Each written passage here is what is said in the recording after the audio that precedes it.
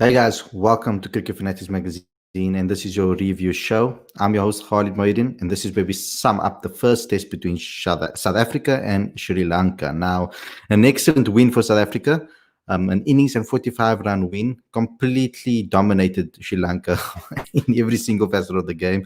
It looked a bit, in the first particular innings, Sri Lanka looked like they were going to give South Africa a proper run for their money, but I'm going to say that yes, injuries happened, and that obviously changed the game significantly in South Africa's favor. I think that it would have been a lot closer if they had all of their players fit. I have to say that. I mean, I'm a big De Silva fan, and I thought that he's an excellent batsman. And I think if he got a century in that first game, it would have been a whole different ball game. I think that if he was available in this particular innings, it would have been a whole different ball game. But before we get going, guys, please remember to click subscribe, click that notification bell for all future videos. So let's get into the review. And let me start it all off. I'm going to have a friend that's going to help me out a little later. I like to get an outsider's point of view. So I'm going to bring on Aaron, and Aaron's going to have a chat with me about everything that happened with the test. So to the guys that I have been tuning in the live chat, you can click on the $ in the bottom right hand corner, and you can contribute with a super chat. You can get your chat highlighted, and yeah, we can have some Q&As later on, and I'll obviously read out your comment on the screen. I'm going to bring on Aaron, and let's get into the review. So welcome to the show, brother. Hello, Harlan. Thank you very much for the nice intro. And yeah, I bet all the South Africa fans out there are very, very happy. That was a wonderful performance for the Proteas in, as you said, every single facet of the game. Yeah, it's just one of those games where I feel a little bit like we got more than we deserved in a way. So like I feel like a little bit like I think it's an excellent win. It's what South Africa needed, especially after they humiliated us the last time out. But I just kind of feel that it would have been a different game if Sri Lanka had their players fit. Now you can say would have, should have, could have, whatever you can say, all of those type of things. But it is what it is, and we played the conditions well. I think that we did what we did right. We did really well, but you could see where we lacked, and you could see where we could have improved. I'm particularly impressed with Ruthless. After his first spell, obviously he had a very difficult time. I think they said something like he was not for 66 or something like that, and then obviously then taking after his wickets, it was like 6 for 38 or something crazy like that, or six for something, for very low in the 30s. So excellent return from him in the end, actually. And I was very impressed with his bowling performance. So from being ridiculed before the show and before the series, actually not before the show, but before the first show that we did, he was ridiculed completely. People were asking why was he getting selected to being the best bowler in the series. So it's incredible how he returned that. So for the guys that are tuning in right now, I'm going to put up the match summary on the screen, Aaron. So let's talk me through this. What were some of your favorite parts of the series? Well, to be honest, there's quite a few. And as you said, the actual game got off to a really good start. I thought that Sri Lanka batted superbly on that first day. You look there, Chandimal was fantastic. De Silva, that knock came to an absolutely unfortunate end. And then, of course, we look at the bowling. And you said him straight away, Luto Sipomla, absolutely brilliant. The fact is, in Test match cricket, there's one word that begins with R, and it's more important than any other trait or characteristic that you can have in cricket as a game, and that is resilience. It's something that when Andy Flower used to manage England, he always used to talk about, and I thought Luto Sipomla really personified that. You said there, he got to a really bad start. His first 3 overs went for about 27 runs. He's going at 9.33 and over, and to come back 4 for 76 from 16 overs, to be the leading wicket taker in that particular innings was fantastic. And also the second man on that screen right there, Wian Mulder, because when we think back to his debut, a lot of people are saying he's been rushed into it, and I do think that that was correct. He's come back into the setup right now, and he looked almost at home in that position. There's been a lot of talk before the series in that position between him and Dwayne Pretorius. I feel like Wian Mulder has done enough now to pretty much cement his spot heading into the second game at the Wanderers. And he was brilliant with the ball in both innings. So I think those two, massive tick next to their names. I thought they were absolutely fantastic.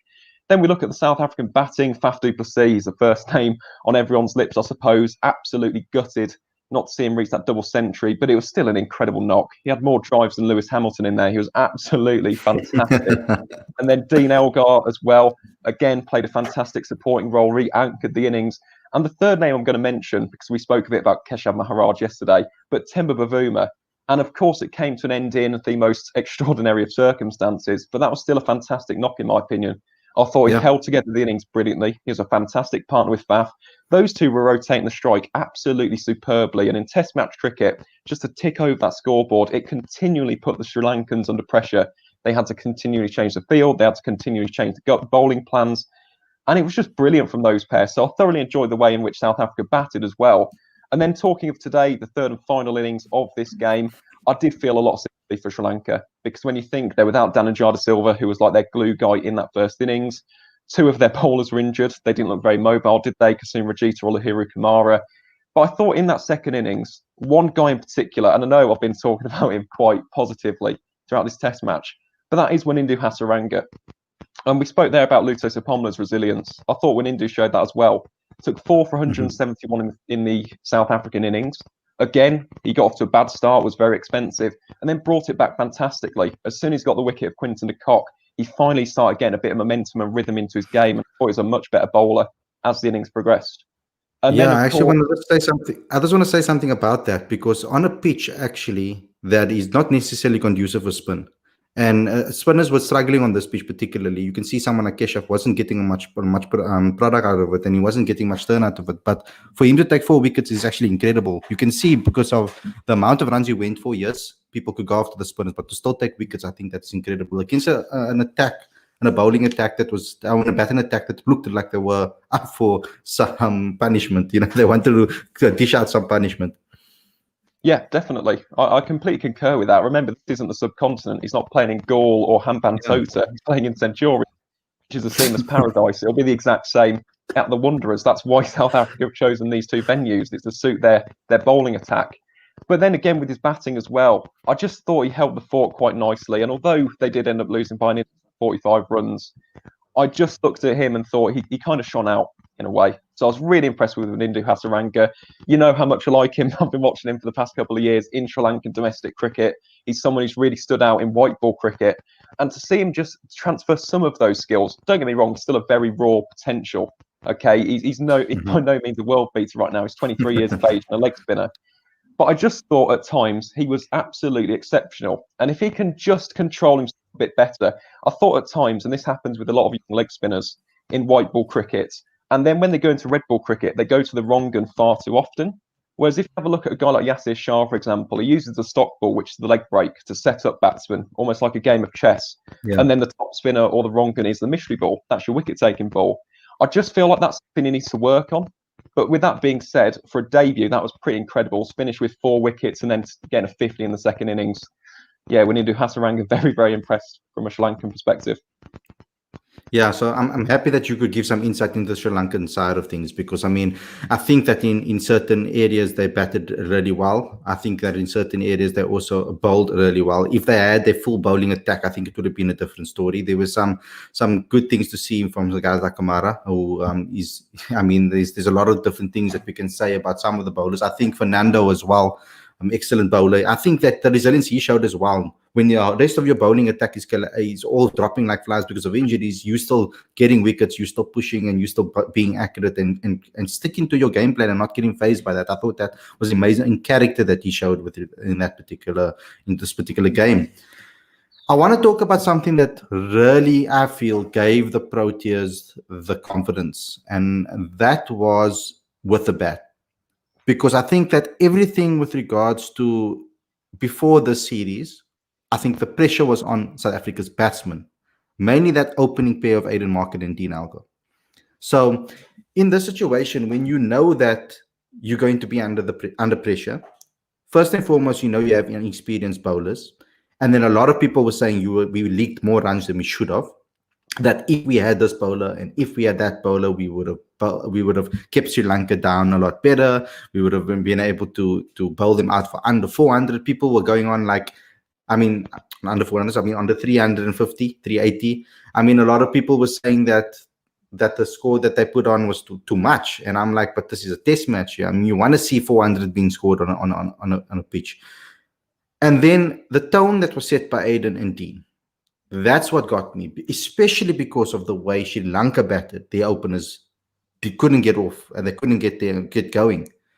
So particularly because of that, I feel that kind of was the game changer. And I see that Dex says that in the comment section over here. He said that the opening partnership between Aiden and Dean was the game changer. And I think it was. It took off immense amount of pressure on the rest of the South African batting lineup. If Sri Lanka got 2 or 3 early wickets, I think they would have won this match. I really do. I think that the pressure would have just mounted on South Africa at that point, because all the pressure would have been on the guys that are looking to perform, that the pressure was on beforehand. I think that this match, they set up the tone for everybody, especially Temba Bavuma, who had a lot of pressure going into this particular game as well. A lot of people saying that he should be dropped and not get an opportunity in this match. And I think that in his particular innings, he proved everybody wrong as well, because he showed why they value him. It's not only about stats when you're pre-selecting players. Sometimes it's about tenacity. Sometimes it's about mental strength. Sometimes it's about being a fighter. I mean, Dean Elgar, when he started off his test career, it wasn't like he was smacking hundreds every second game. He struggled. I mean, like you mentioned before, he got a duck in his opening game. I mean, so I mean, and he turned things around. He showed that a fighting spirit, you get respect, a certain respect from players. And I think Temba is that type of guy. From a South African point of view, besides the obvious things, like with regards to obviously Faf's 199 and obviously the good opening partnerships, what were the key factors for you? What do you think South Africa will take the most positives out of? Well, to be honest, other than those two, I do think Temba, because as you said, he was under so much pressure heading into this series. A lot of people falling pretty much for his head, basically, saying that he shouldn't be in the lineup, let alone the squad. So for me, I think that knock really did prove to people that he is willing to really fight for South Africa. He's willing to fight for his place, and he really stood up for me. I thought that Temba Bavuma was absolutely fantastic. I really did. I thought he was another real standout for South Africa. And the fact is, I know it came to a really horrible end. Okay, as I said yesterday, it was Virat Kohli-esque in the World Cup last year. But he still played with so much character, with so much strength. And I mentioned beforehand about strike rotation, and that is something that I think South Africa actually lacked in the last series against England. The fact is, the likes of Broad, the likes of Anderson, of course with the spin as well, that he made Dom Best look incredible in the last series, because there's a lot of built up.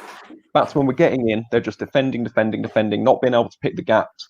But what Bavuma did so fantastically alongside Faf du Plessis as well was find the gaps, rotate the strike, manipulate the field into his liking, basically. So that's one key thing that I watched from South Africa. It was the fact that they were willing to set the tone. Of course, that was set by the likes of Markram and Elgar. They were absolutely fantastic. Haven't really mentioned Dean Elgar, but he was another one who was very unlucky not to have turned up. Thought he was absolutely sensational against the new ball. And again, just provided almost the anchor for the rest of the innings for the Proteas. So I think obviously that is a key thing. And setting the tone is something that I want to see, not only in this series, but heading into the Pakistan series as well. The fact is, both teams in this game came out fighting. And what I really, really loved about South Africa, which we did not see enough in the England series, was the ability to take on the new ball as well.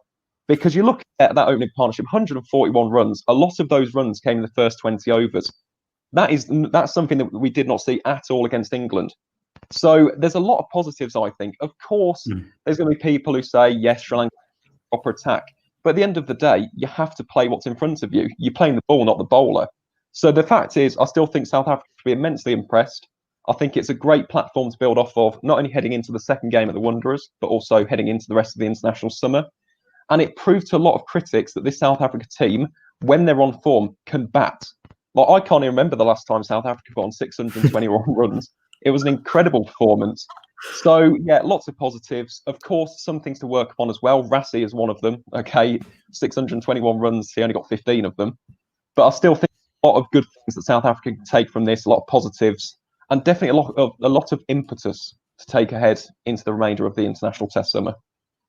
Yeah, I think it was incredible. I think it's the first 600 run total since 2016, when we scored 627 for 7 declared against England. Centurion. So it was also the highest. No, it wasn't at Centurion, but I'm saying this was also the highest score at Centurion ever. So for by South Africa. So incredible. I mean, since 2016 was the last time we actually scored a 600 total. So it was incredible. And I think before that, the first time we scored I think it was when we were into the 530s, I think it was the first time we scored a 530 odd since 2017 against Bangladesh. So excellent performance in this particular game. Now we have to talk about a little bit on the next game, because a lot of people are going to speak about who does KG replace and when KG comes back in, because there's no doubt that he'll just walk into the side. It's going to be a tricky one for South Africa, because I think also for the batting, in the batting arena, this is why I wish it was a three-match test series, because then we could have went for the win and keep the same side, and then obviously just apart from making the KG change, gone with the same side, because I think that the batting lineup doesn't necessarily need to be changed. I know that people are going to say Rassie must get dropped, etc. But I mean, it's Rassie's turn now to be a little bit of form and find his form again, because he was the one carrying the team beforehand. So I mean, everybody. It's just a cycle, and I mean, it will be unfair to drop Rassie based on his previous experiences and his previous performances. And someone like Quentin obviously will never drop Quentin. It was only Quentin and Rassie really that never really played well in this particular inning. So it's a bit unfair if you're going to be dropping guys. I think for this series, if you're going to win by an innings at 45 runs, it's very unfair if you're going to drop people. The question is going to come in with the bowlers, because we know that Clinton Steedman would have started in this match. I think there was no doubt about that. Lutus Apamla gets an opportunity after all the criticism that he got, after being ridiculed the way he was, and then he takes 6 wickets for 100 runs. So on his debut, so do you drop him? Do you drop Andrich? Do you drop Lungi? Which fast bowler do you drop to bring in Kagiso Rabada? I don't think Rian Mulder is a guy that they're going to drop, because they want him in that number 7 position. They've shown this for so long that they've been obviously backing him as that number 7, because having that number 7 all round is so important. We can see every single top team in the world has one. So, like, I mean, we need to get ourselves one, and it's a perfect time for someone like from Rian Mulder to get some proper test experience and build his confidence. So there's a lot of questions to be asked. Now, people are obviously, I see in the comment section, people saying that they want to see Mikhail Torres, want to see Clinton Steedman, some want to see maybe someone like Calvin and Reynard get an opportunity. I just don't think that will happen. I don't think that they will give opportunities when we're going for the win. I think the win of the series is more important right now. What is your thoughts on that, Dan? Yeah. First of all, I would just like to mention about Reynard van Tonder and Carl Verena, because I really like those two. They've really been shining beacons, I suppose, in the South African domestic circuit. And Carl in particular just has so much fun. Like, the fact is, one day he will come into that Proteas team and the whole world will take notice. That's what I feel like with Carl Verena. He's just such a brilliant character and a brilliant batsman as well. Stop it with your pickup lines, Aaron. Stop it with your pickup lines. No, to be honest, no, seriously, he's a nice bloke as well. So shout out to Kyle. But the fact is, I think the big question here is more so with the bowlers. And purely because it's the Wanderers, I don't see them dropping on Rick Nortje. I know he didn't have the best of games here, but at the Wanderers, I just think back to 2018, and I know he no longer plays for South Africa. He's obviously went the Kolpat route, but Duan Olivier against Pakistan, and he absolutely lit them up. It's some of the most ferocious bowling I've ever seen in Test match cricket. And I just feel like Henrik Nortje is the guy in this attack who can actually replicate something along those lines at the Wanderers. It is such a seam-conducive pitch. There's going to be a lot of bounce. He's going to absolutely love it. And those short balls are going to be testing Sri Lanka throughout the entire match. So if there was any... Sorry, I'll go on. Sorry, you know what it is? Sorry for stopping you there, because I wanted to talk on that point. Because opening up with Andrich, not opening up with Andrich, Lungi Ngidi and KG Rabada open in the bowling. You've got a ferocious guy like KG running in, and then you've got Lungi that is a little bit more of a trapping you in your crease type of guy. You could see how he bowls at the body very well. He puts you in that corridor of uncertainty very often. He obviously cramps you in your crease, traps you in your crease. He kind of doesn't allow you to bat freely in those first couple of overs. I think that's excellent. And then you have a guy that can strike like KG on the other end. I think they're the perfect opening bowling partnership. And then first change, you bring on Henrik Nortje. The pace that he has, with a Keshav Maharaj on the other end spinning, holding up an end, it's going to be a nightmare. On the one end, you're facing guys that are bowling 90 kilometers per hour, and then on the other end, you're bowling someone that's bowling 150 odd kilometers per hour. So it's going to be raucous. I mean, it's a lethal bowling attack. What I like about it is what I think might happen though is that that they might drop Keshav Maharaj and go for all seam attack. That's what I think they might do. Just to be completely ruthless. I'm not sure on that, but you can continue your point. Sorry, Adam, for stopping you. That would be interesting, and then we get to see Dean and Aidan Markram turning the arm over. That'd be quite interesting to see at the Wanderers. But yeah, I think that is pretty much, well, I think that wraps it nicely about Henrik Nortje. He's a hit the deck bowler, isn't he? And at the Wanderers that I mentioned to Arnold, if we see even 90% of that against Sri Lanka, then the Proteas will be in the driving seat in this game. So I do think Nortje will retain his place. Obviously, he does. I think he was actually fantastic. As you said, he did put Sri Lanka under a lot of pressure. Now, the wickets column may not actually tell that, but the fact is they were struggling at times to really, again, rotate the strike against him. And that does bring up a lot of pressure on, in particular, opening batsmen and, of course, the middle order as well. So I think Ngidi's pretty safe. I think Vian Mulder's safe as well. I think he's really impressed at that number 7 spot. I also think he batted quite well. So that's very, very good signs for the Proteas heading into the rest of the summer. So as difficult as it is, and as I said, if this was any other surface in South Africa, I would have kept Lucas Pomla in there. But purely because it's the Wanderers, I'd bring in Rabada for Pomla just for this game. Just for this game. You've already said it. That threesome there of Rabada, Ngidi, Nortje is absolutely, it's terrifying. That is one of the most terrifying seam attacks that you could probably face in the entire world right now.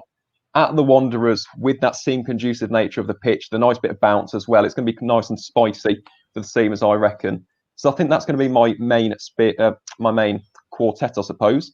If Maharaj was to be dropped, Pomla keeps his place. I think that's only fair. And then with the likes of Glinton Stearman, if he is going to be in South Africa's selection process, bringing him for the Pakistan series. That's what I think. I think so. Pomla, this is a fantastic foundation to build off of. If he can retain his place, if they're going to go an all-seam attack, I think he'd be more than suitable for this Wanderers surface as well. You see, for me, this experience was Pomla. I wasn't in the camp of you must pick Pomla because of this, because of his age. He hasn't played cricket recently. I thought it was a bit of a lot of pressure that they put on him. But I just knew, because I know Pomla. I've spoken to him on many occasions and I know him personally. And I just knew that when people are building him up like this and talking about him like that, I just knew he will perform. I knew it. And I didn't think that he was going to take 6 wickets in the match. But I knew that he was going to do something in this match. And he just needed that 1 wicket to spark it for me.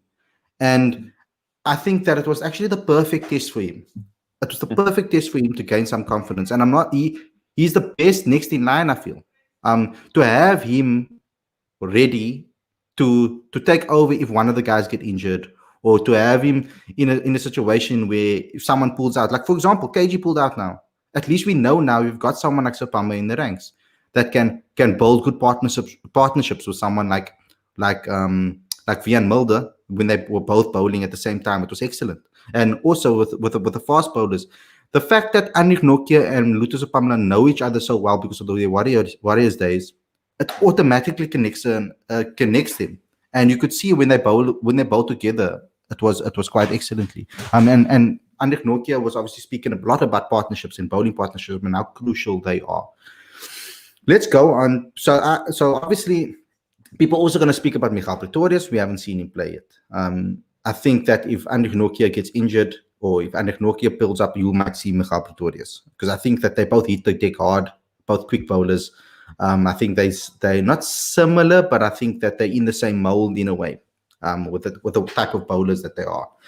When you look at someone like Lucas Pomla, I think Lucas Pomla is the type of guy that might not necessarily be a strike bowler, but he puts pressure on you with consistency. That's how he bowls at domestic level, and that's why I was surprised that he went for so much in his first overs. It must be down to nerves, I feel. I think he was very jittery, and his nerves actually stopped him from getting a regular rhythm in that first opening spell. He struggled with his rhythm and to find that consistency because of that. And I think that was the reasons why he didn't bowl so well. I think it was bad captaincy from Quentin de Kock in that particular case to let him open the bowling with a new ball. I think that this particular game, Andrich was the better suited one with a new ball on this pitch because of his pace and because of that area at fifth stump that all batsmen were struggling to play. I think that Andrich was the perfect person to open the bowling actually for this particular match. I want to talk about Quentin de Kock's captaincy in this particular game, and it's something we need to speak about. And personally, I think that in the second time around in the Sri Lanka's second innings, there was one particular move that he made that really made me say, good captaincy, Captain Quentin de Kock. And that's when he opened up with Vian Mulder. And I thought that was an excellent move. And then he rotated Lungi Ngidi and Anik Nokia at the other end, which I thought was excellent captaincy from his part. What is your thoughts of Quentin de Kock's captaincy in this particular match? I think, as you said, it was, I don't know, almost a bit of a mixed bag in some ways, because in the first innings, I think at times could have been better. But of course, it's his first test match as captain. It's understandable. He's not 20, 30 matches in. He's not Joe Root or Kane Williamson, for example. So, of course, he'd still be rough around the edge. And I suppose at the end of the day, as CSA have actually mentioned, this is only temporary, I suppose. So, again, I can be sympathetic with Quentin in that regard. As you said, in the second, looked a lot better. Looked as though he was going to take control, showed those leadership qualities that South Africa needed. And as you said, that change right there just showed to me that Quentin de Kock has got cricketing nous. He's got tactical awareness. He's read the situation quite well. Knows exactly what to go with. And that sends out a very, very positive message to the rest of the bowlers. And obviously it paid off. You bowled them out for 180 and won this game by an innings and 45 runs. It's a fantastic message and a fantastic start to his captaincy, really. With that being said, there's still things about Quentin. And don't get me wrong, he's South Africa's best batsman in my opinion. Okay, this isn't a dig at him with regards to his skill or temperament or anything like that. It's just with his captaincy. I feel like because this Proteas team are in transition, he could just do with being a bit more talkative. So when I look at the captains of the world, like Owen Morgan, for example, and he'll talk to the bowlers or put an arm around them. And we mentioned Luto Sipomla there in the first innings, for example. After 3 overs, went for 9.33 runs an over, and there wasn't a single piece of communication with him. And he was just put on fine leg for a good number of overs. That to me sent out the wrong message. That was a bit cold from a captain. For me, you need to almost not even put your arm around him, not mollycoddle, for example, but just be a bit more supportive to a young bowler who's on debut struggling for the time being. So I think that's the only thing that I would say. I just feel like the way in which he's approaching some of the younger players isn't great. But again, with that being said, he is a young captain himself. He's right in the blossoming stage, I suppose, of his captaincy across all 3 formats, I suppose. So he's going to make mistakes along the road. But at the same time, that's just one thing for me personally that I just want to see. I want him a bit more supportive to those young players. Because if he can do that, he's got the leadership qualities. He leads with the bats. He leads with his performances with the gloves as well. He is a natural-born leader in that regard. But there's a difference between being a natural-born leader with your performances and being a natural-born leader with the way in which you act. And I just feel like he needs to, I don't know, maybe produce a bit of a better balance between the two. I feel like at the moment he's a bit cold as a captain. And with a team that's in transition, a team that needs a really strong leader right now that's going to put their arm around them and really G up their team when they're in a tough position like they were in that first innings, I feel like he could just improve on that personally. With that being said, I think he did a decent job. Obviously, Proteas got a big win there. It sent out a statement, I suppose, with regards to the batting and the bowling. So all in all, I think he's had a decent first match as a test captain, and it's definitely something that both himself and the Proteas can build upon heading into the rest of the summer. My problem in this modern day era of cricket, because obviously with the Test Championship, things change. You can see that particularly in this last innings, in this first, yes, you can see I'm tired. But you can see that in this last session of the day, or not of the day, but of this game, they opened up with the 2 spinners because of the over rates. So they had to obviously quicken up the game to get the over rate, and I think it was 14.1 they needed it to be, and it was at 11.1 when they started, or 12.1 when they started the game. When they started that innings, so they needed to go through quickly. You could see that Aiden was just running up and basically bowling, like quick spinners. And the same with Maharaj. Having a keeper as a captain slows it down a lot more, Because if something happens like that with Luto Sepamla and he's struggling, for Quentin to now run down the track now to go talk to Luto and then run back to his position and then get Luto to walk back to his mark and then come, it's going to waste a lot of time, I think, for the regards to captaincy and being a keeper as a captain. In Australia's team, it's a little bit different because you've got a whole lot of senior players around that can do that job for him, can go relay that message to the player on behalf of him. He can maybe shout down the ground. Yes, but you really want to shout across the pitch now if you taking off balls to the rest of the players and the players don't to let the opposition hear exactly what you're telling them. That's what's so key, I think, for Faf to proceed to be in this team still and to have that he needs to do that role. But if you have Faf in the slips as well and you have Quentin, now you have to do it between overs. What happens if it's in the middle of an over and you need to give him some instructions? It slows down the game. You can get penalized with this slow over rates and everything. So I don't know. That's just one factor that I'm giving, and I'm pulling on a few straws there because of what I think about Calvareno being the wicketkeeper of South Africa. So I still think that I know that he did it in this particular match, but I still think that he needs to 100% focus on his batting. I don't want Quentin. I don't mind him captaining. I don't mind Quentin being the captain. But I think that the priority should more be to push him up the order. That's me personally. I feel that the guy, 5 is perfect for him, actually. I don't mind him batting at 5, but I don't think maybe giving a guy like Alvarez the gloves might be the right thing in the future. And definitely, I think that he will be taking the gloves probably in the other formats because Quentin told us in his press conference that he wasn't going to be the keeper in the ODIs against England. So that was some interesting insights that he gave us because I think that probably Carl would have been the keeper in that particular matches because we didn't know how Heinrich was feeling and whether he was one of the other guys that had COVID.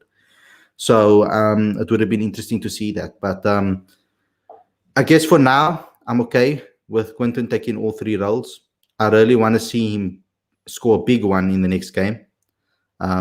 Obviously, at the Wanderers, I think that we played I wouldn't say he played a large portion of his cricket because he didn't play a lot of semi-pro and he didn't play a lot of franchise cricket.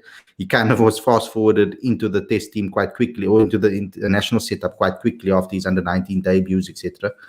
So, but it is where he started off his career. It is in his home city because obviously we know how Quentin de Kock thinks, and I think the Wanderers wicket kind of suits his game plan a lot better than I would say maybe the Centurion. I don't know. Centurion is a difficult one to think about. It depends on a lot of factors when it comes to. You can see how this pitch performed compared to India were down here, and when England was down here as well. The pitch was completely different. It wasn't the same. It wasn't the same type of pitch. I mean, it performed completely differently. So you never know what you're going to get necessarily. You know it's going to be seamer friendly. You know that the seamers are the guys that are going to take your wickets. That's always been the case.